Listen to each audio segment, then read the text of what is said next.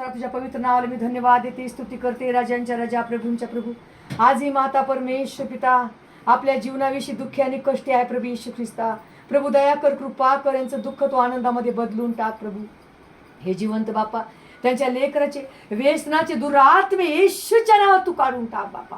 त्या लेकराला तू समंजसपणाचा आतमध्ये त्यांचं जीवन तू बदल बापा.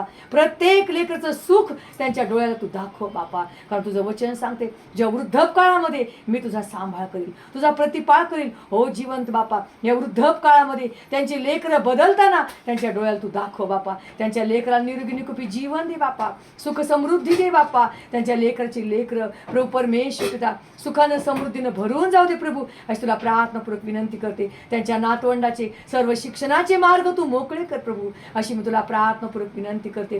प्रत्येक बाळाविषयीची चिंता आणि काळजी या मातेनं प्रभू आज तुझ्यावर टाकलेली आहे, तुझ्यावर टाकलेली आहे. संपूर्ण आपला आयुष्याचा भार तुझ्यावर टाकलेला आहे बापा. तो भार तू घे प्रभू, आणि या लेकराला तू रिक्त आणि मुक्त कर आणि सुंदर जीवन दे. सर्व रोगराईपासून या लेकराचं तू रक्षण कर बापा, आणि या लेकराला तूच चालव अशी प्रार्थना करते. येशूच्या नावाने मागते म्हणून तो आई. आमेन, आमेन.